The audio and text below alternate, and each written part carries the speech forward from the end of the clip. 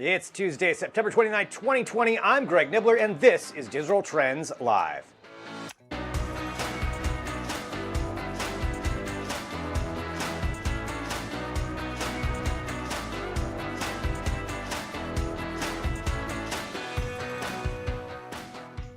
Yes, indeed. Hello, everyone. This is Digital Trends Live. I'm Greg Nibbler, and thanks for joining us wherever you are. We appreciate it. We broadcast live here every weekday, 9 a.m. Pacific, noon Eastern, bringing you trending tech headlines, news, interviews, discussions, and more. And let's get started off with some news. The battle between the Apple and Google app stores and app developers is starting to make its way through the courts with some initial commentary from a judge regarding Apple and Epic, while Google doubles down on its policies. For its part, a hearing was held for Apple and Epic by Judge Yvonne Gonzalez-Rogers on Monday. The hearing was ostensibly to debate whether Fortnite should remain kicked out of the Apple App Store because of Epic's violations of Apple's policy regarding no in-app payments being accepted without paying Apple 30% of the revenue. There are a lot of details you can follow up on, but it boiled down to this. The judge said that Epic was being dishonest in its categorization of the events because the industry has frequently had walled gardens to begin with. She also said it's hard to determine when Apple became a monopoly, as Epic is claiming. To sort it out, she's recommending a jury trial, which would then most likely be appealed by whichever party loses, and it would continue its way through the courts. The trial, however, may not start until 2021. Google, for its part, made a statement about its own take of 30% of in-app revenue by reiterating its policies to make sure app developers are following them after it was revealed that some apps, like Netflix and Spotify, have bypassed the requirement by asking customers for a credit card directly. Companies have until September of 2021 to make sure they are compliant, so they're given plenty of time. All of this seems like it's heading down a long road of court battles, particularly since the judge in the Apple case even said she knew that her hearing was just a stepping stone. The decision on whether Fortnite should remain banned, however, will be released in the coming days. Read more about all of it at digitaltrends.com. Amazon is introducing a new means of payment at its Amazon Go stores called Amazon One, which uses not your fingerprint or a Face ID, but instead your palm print to authorize payments. Amazon has said they specifically chose the palm print because it would require a gesture on behalf of the user, and it can't be as easily matched up with an actual person compared to, say, a face scan. In order for users to get registered for it, they'll first need to go to a store with the Amazon One device and place a credit card in the kiosk to get an initial scanning. Amazon is using proprietary scanning technology that takes a look at the lines, edges, and ridges of your palm and captures details like your veins in order to create a unique identifier to you, which is your palm signature. The data of your palm is encrypted and stored in the cloud, and Amazon said you can delete it at any time if you'd like to, and you don't need an Amazon Prime account to use the service, just a credit card and phone number. The service will first be implemented in 2 Amazon Go stores in Seattle. Amazon Go stores allow customers to walk in and grab items off the shelf, then pay without ever interacting with an actual cashier. Then, the service will begin rolling out to other Amazon-owned stores, and they believe that this technology is well suited for third-party retailers as well, although more details weren't revealed as to who the potential customers were. The timing is pretty spot on, given that we are in a pandemic, but Amazon said they've been working on the technology for a long time. You can read more about it at digitaltrends.com. We've seen a few foldable screen devices when it comes to smartphones, but now the world's first foldable screen PC is available from Lenovo. The ThinkPad X1 Fold was first debuted at CES 2020 in January, and after making some improvements, is now rolling out to customers. It features a foldable OLED screen, and the device itself folds in kind of like a book and then has an attachable magnetic keyboard to make it a more functional laptop. When it is folded, it's half the size of a standard 13.3-inch laptop and is about 1.09 inches thick. It's 0.45 inches thick when completely unfolded. Of note, the iPad Pro is 0.23 inches and the Surface Pro 7 is 0.33 inches. The entire thing with the keyboard weighs in at about 2.2 pounds. For the internal side of things, it uses the Intel hybrid technology, which allows for Lakefield processors. Means it doesn't need a fan, which is pretty cool. It also has 8 gigs of RAM and 250 gig solid-state drive. When it comes to price, well, it's coming in at $2,499 to start with, so it's not cheap to be at the forefront of technology, but if this kind of screen does prove to be popular, like everything else, expect the price to drop in coming years. Read more about it at digitaltrends.com. NASA has announced the date of the next launch of the Crew-Dragon capsule to the International Space Station, and it will be October 31st, as of now. After the successful mission of Bob and Doug for the Crew-Dragon Demo 2 mission a few months ago, SpaceX was officially certified to be a carrier of astronauts to the ISS. Yes, the Bob and Doug mission was technically a demo, so this now starts the regular service. The mission will bring 4 people up to space, including astronauts Michael Hopkins, Victor Glover, and Shannon Walker, plus Soichi Noguchi of the Japan Aerospace Exploration Agency, or JAXA. This mission will last a lot longer than the demo, as the 4 are anticipated to spend about 6 months aboard the ISS. Of note, the ISS is still dealing with an air leak from somewhere. So it's small enough to not be a major concern, but these 4 astronauts will be helping to hunt it down and patch it up.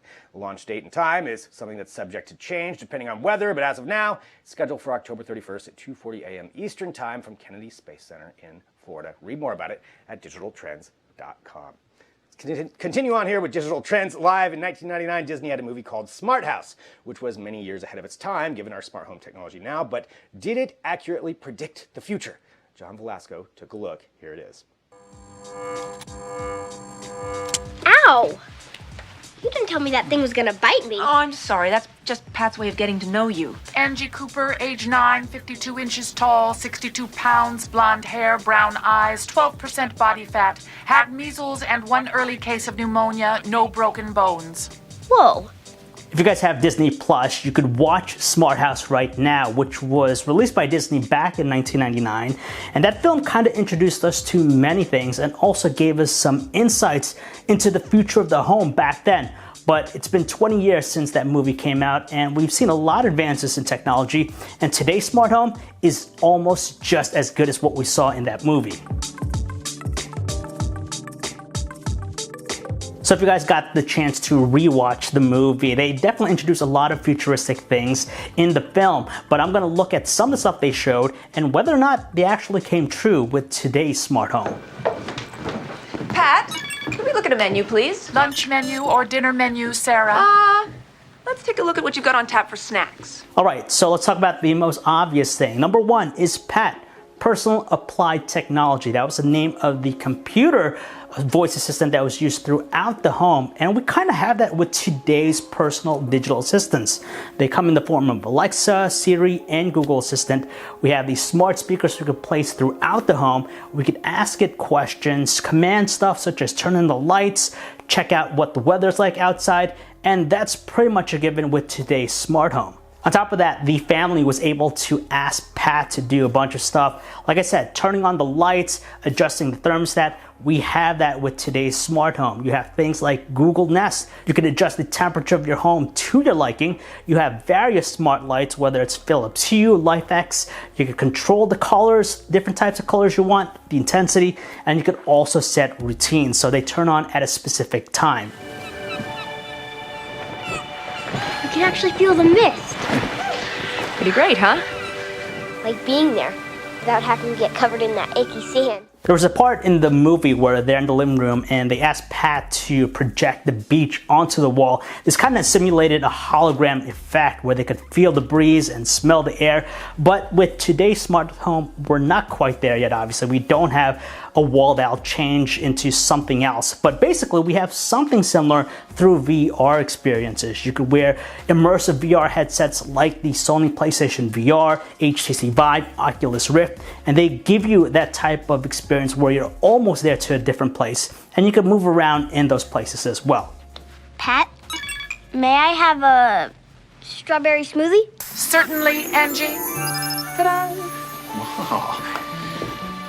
When the family went to the kitchen, Pat recommended some recipes that they might like and also made a milkshake almost out of thin air instantly. Now, we're not quite there yet with today's smart home. It's a little bit far-fetched, but we have kind of similar experiences. For example, smart displays. They can help us with making dishes, tell us recipes, give us step-by-step instructions that we can see visually and also hear, set reminders, timers, all that to make the perfect dish.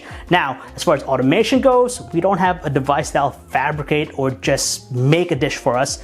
We could leverage robots, and we've seen several types of specialized robots at trade shows like CES. They're not quite as sophisticated yet. They can make simple dishes such as salads, but in the future, we could definitely see them do a lot more. I also want to mention a few more connected small appliances that we have with today's smart home. For example, you have connected coffee makers. So in the morning when you wake up, you could ask Google Assistant or Alexa to start brewing you a cup of coffee. So by the time you get into the kitchen, it's there ready for you. We have also connected faucets where you could ask to dispense specific amounts of liquid each and every time. And yes, we have smart refrigerators. They do everything from keeping our groceries chilled to being able to see what's inside them and also control the smart home. Listen. Whoa! Oh, no, don't worry. Floor absorbers activated.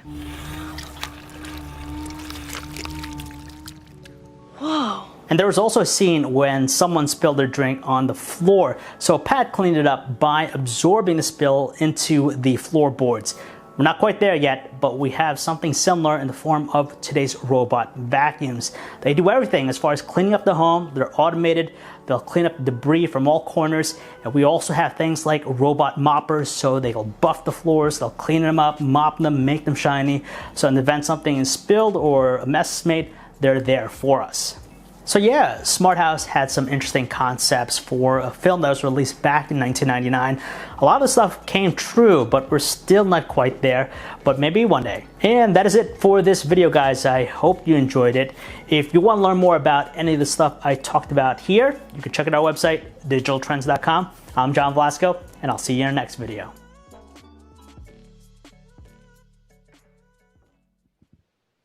And thank you to John Velasco for that video. That is hilarious. All right, moving on here with Digital Trends Live. Let me just say this. The need for everyone eligible to vote has never been more important than it is now. And with that, there's an initiative called Feel Good Voting, which is organizing influencers to get young people in particular out to vote. We have two guests from this initiative joining us now. I'll introduce each separately here. First off, we have the co-founder and executive director of Feel Good Voting, Andy Forrest. Hello, Andy. Hey, how you doing? Doing great. And with him, we have the activist, organizer, and self-proclaimed future president, Deja Fox. Hello, Deja. Andy, let's start on your side of things here. And maybe if you can fill everybody in on this initiative itself and what some of the initial reasons were you had for founding it. Yeah, we were really kind of flabbergasted that in the 2016 presidential cycle, 100 million people did not vote. 100 million eligible voters sat out on the sidelines, and that's the largest block of the U.S. electorate. You know, both of the leading candidates in the presidential election had 60 million some odd votes, but 100 million people did not cast a ballot. And many of those folks are young, 18 to 30 years old. And so really, Feel Good Voting is about activating young people into the electoral process. And we do that with social media influencers like Deja. Well, and with that, Deja, let's see if we're having a little bit of a sound issue here. We'll see if we've got you back on. But Deja, I did want to talk to you about that. Okay, we're working on Deja's side of things here just to fix the mic right now. Our production will let me know. But in the meantime, Andy, let me just ask you. Okay, Deja's there now. Sorry, we're broadcasting live, everybody. You know, this kind of stuff happens. It's with tech. So, Deja, so you in particular, now I know you're active in so many different things. As we said there at the beginning, you know, you're an influencer, you're an activist. What is the message that you are telling your followers, and how are you getting that message out there? Right. So I think as an influencer, right, we often think of these like celebrities posting products, but really at the core of it, influencers are content creators and they're community builders and they're storytellers. And so when I'm talking to my audience, I'm speaking from my personal experience. Why does voting matter to me? Why does it matter to my community? And I've been a digital relational organizer for forever, right? Mobilizing those people who follow me because they care about me and they care about what I care about. And so when I tell them that I care about voting and showing up for the election and making sure that we win big come November, they care about it too. And I really think that that's the crux of influencer marketing around voting, is really mobilizing those digital relationships to create change and drive action. Well, when you talk about those digital relationships, what social media platforms do you find work the best for this particular kind of engagement? And maybe you can talk a little bit about what some of the initiatives that you're most passionate about when it comes to this. Sure. So I think across the board, Instagram is the place for community building, right? It's the place where we can go on live and where our community is super curated and really invested. And so I think in some sense, Instagram is the best for mobilizing those digital relationships. But then on the other end, we definitely have things like TikTok where, we have these large audiences of young people who are really just getting this content for the first time, and where you're reaching people that otherwise might not have seen your content. And so I think TikTok and Instagram are really the place to do it. Well, talking about the different platforms, that's very interesting. Thank you very much. Andy, over to your side of things, something else that's very big when we talk about social media, particularly now, are misinformation, disinformation campaigns, organized campaigns to both undermine the election and kind of divide people. How, I guess, susceptible do you think the audience is that your target demographic is, and what are some different ways you can try to mitigate those by getting accurate information to them? Well, we do that because people like Deja, social media influencers, already have the relationship with their followers and they are positive change agents. And so that's why we partner with people. It's not an accident that we're called feel good voting.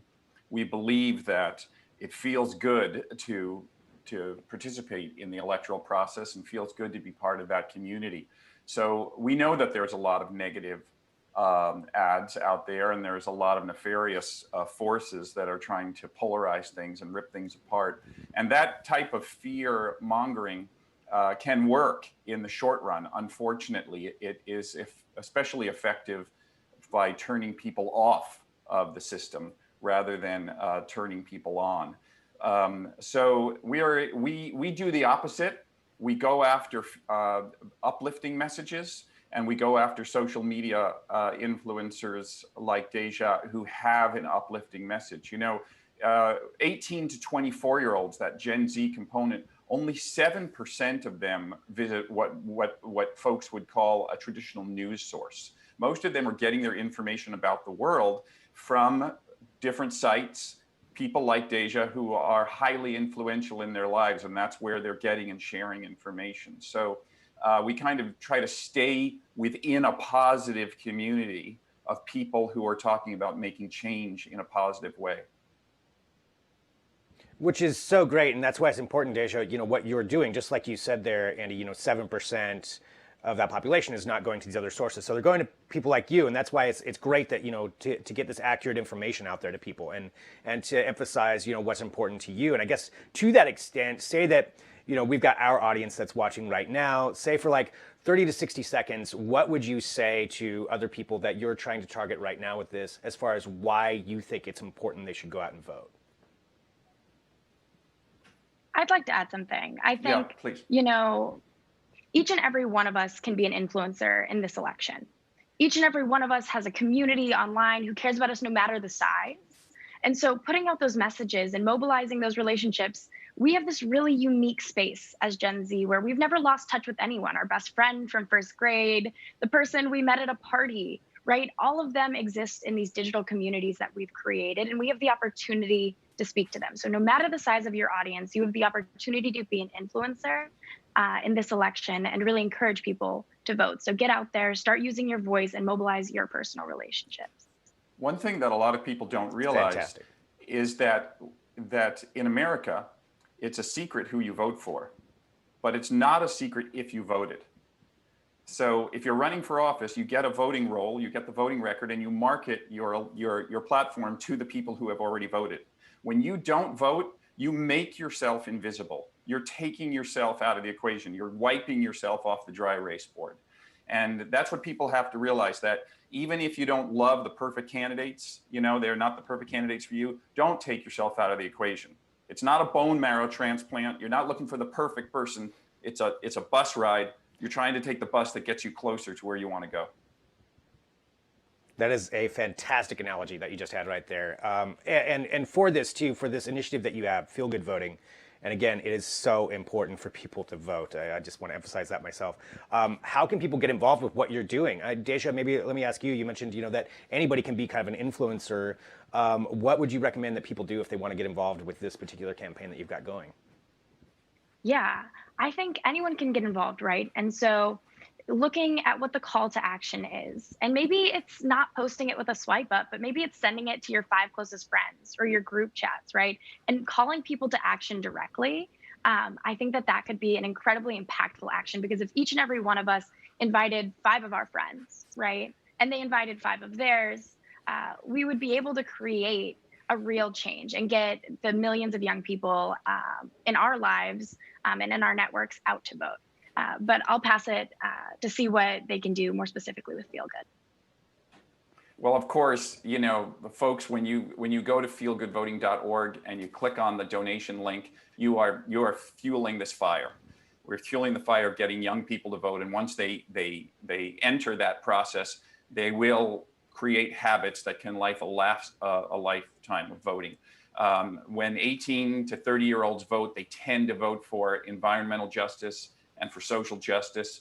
And those are really behind our mission. So feelgoodvoting.org, that's the best way. But if you want to email us there, we can tell you other ways to get involved as well if you want to roll up your sleeves and dig in with us. Well, definitely, everyone go check that out. I mean, all the things that you just mentioned are indeed so important. I just want to emphasize that again. Vote. Everybody go out and vote. Like, it's so important to do that. Register if you haven't registered. And with what you're doing there, I want to say, Andy and Deja, thank you very much for sharing your message here on Digital Trends Live and doing what you're doing and getting everybody out there and educated in what all these different issues are. And thanks for being here with us. Hey, Greg, thanks for having us on. We really appreciate it. Thank you. feelgoodvoting.org. Go there and take a look at the work that they are doing. Very important stuff, and very cool that they were here on the show. Appreciate that a lot.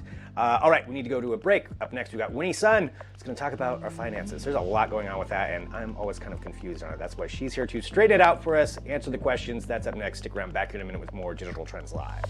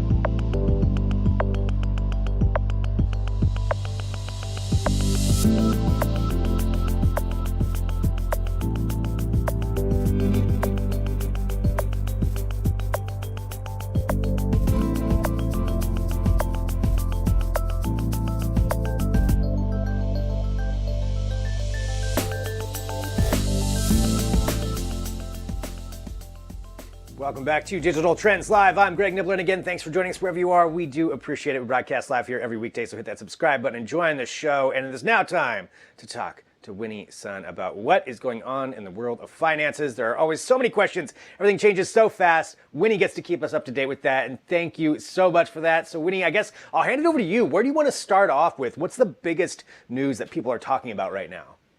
Well, obviously, a big part of the news is President Trump's tax situation that's coming out. I think we've continued to see that trend the last 2 days and what that really means, and really comparing that to how much many of us are paying in taxes. And then the other news is we continue to see Americans struggle financially right now. We're waiting to hear. Hopefully we have some information regarding the next stimulus package, so that way we can really plan our future. Well, let's start off with talking about the stimulus package, I guess, to go there first. And it's one of those things I feel like we bring it up almost every time that we talk, where there's maybe something's going to happen, maybe it's not going to happen, and then it gets stalled again. Where are we at with it right now? And do we think that we'll actually get a stimulus package passed?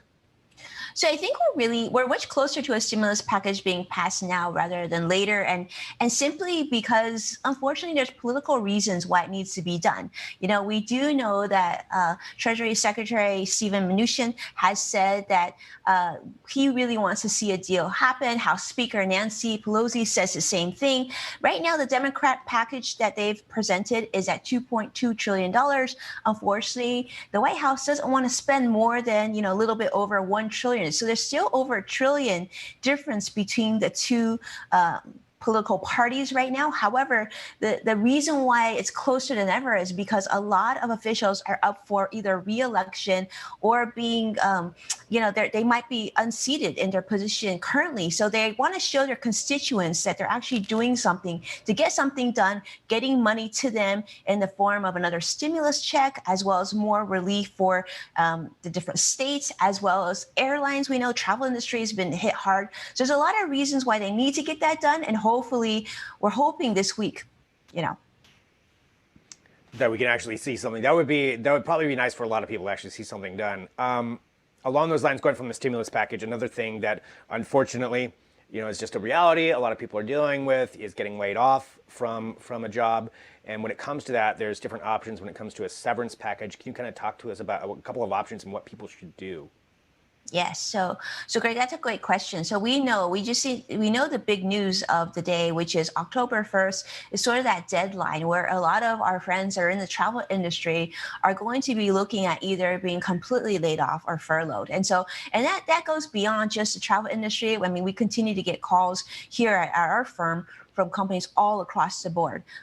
So what do you do when you're looking at a transition in the workplace? There's a couple different things that you should do.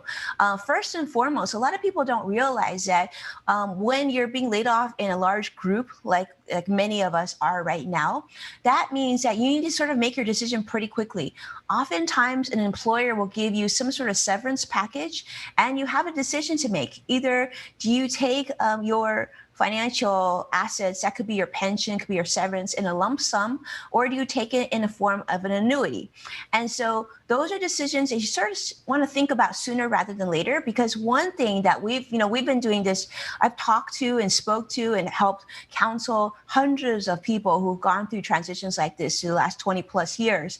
And one thing a lot of people don't know is that you want to get your paperwork in as soon as you can, because if you delay on your decision, then it could mean a delay of a month or even more in terms of getting your payment versus others getting their payments in 2 weeks' time. So it's always first come, first serve, so you want to sort of make these decisions sooner. So take the time to speak with a financial professional right now. That's what we're trained to do. And we'll give you that advice and walk you and handhold you through this process, because most of us don't get laid off that often. Yeah, it's just not something that everybody thinks about. So that's such great advice. Yeah, go talk to a professional about that. Going from there and talking to a professional right now, talking about 401k accounts, that's something that we kind of bring up a lot here on the show when we're talking to you.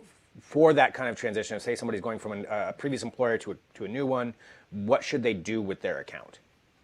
So that's a good question, Greg. So a lot of people wonder, well, if I leave my company and I'm going to a new company, should I transfer my 401k savings or assets over to the new company? And that answer isn't that clear cut. It's quite a personal decision, and it's one that you should receive counsel on. I would suggest, again, talking to a professional on this. And the reason that is because you essentially have three options. You could essentially leave your 401k at your previous employer. Usually not the best idea, because it's you're saying in the financial industry that when you leave a company, you take your money with you. The second thing is you could transfer it to your new 401k plan. Now, it depends on what the 401k plan looks like. Most 401ks are pretty limited in terms of your investment choices. You might have 20 to 40 different mutual fund choices. But the third option is you could actually consider moving it from your 401k, your old 401k, to an IRA rollover, which stands for Individual Retirement Account. And when you roll it over, there's no fees and the tax benefits continue on. They just actually move from a company account to your personal account. And with that, you have really a plethora of different investment options. You can work with an advisor. You can even self-manage if you want to. Your choices definitely are there. However, there are pros and cons to doing both scenarios, either rolling it into an IRA or just transferring to another 401k. So it's really a personal decision, and you should actually seek out expert advice and make sure it's to your best benefit. Two people you want to talk to: a licensed financial advisor, someone like myself, and number two, an accountant, just to make sure you're doing the right thing for you. Well, definitely great advice as always. And like you just said, talk to a financial advisor like you, Winnie Sun, Sun Group Financial. Everybody can go take a look there. And Winnie, where should I direct everybody just to make sure everybody knows where to go to follow everything that you're doing? Well, thank you, Greg. Yes, you can definitely follow me on Twitter at Winnie Sun or anywhere on social media. And if you have any questions, feel free to send me a question anytime. I'm happy to help, especially during this time. Fantastic. Winnie, always great talking to you. Thank you so much. Thank you, Greg. Thank you so much for having me. Take care. You too. Winnie Sun here, that she always brings great advice, and seriously, there's so much confusion goes on with that, so definitely talking to an expert helps out tremendously. And I want to thank everybody for joining us here on Digital Trends Live. We are experts in technology. That's why we thank you for tuning to us for that. So another great show, and of course, we're back here every single weekday, 9 a.m. Pacific, noon Eastern. I do want to say tomorrow, in addition to the regular show, we've got a special airing for the Google event. We've talked about Amazon a lot with their hardware. Well, Google has their turn at it tomorrow. And we'll be broadcasting it live with us. It'll be myself, Caleb Dennison in part, plus some other guests talking about it as they unveil their hardware. So you can join along with us, comment with us. We can answer questions as we go through. So make sure you hit subscribe. That way you'll get the notifications when we go live for that. But that's about it for today. We'll be right back here at 9 a.m. Pacific, noon Eastern tomorrow with another edition of Digital Trends Live.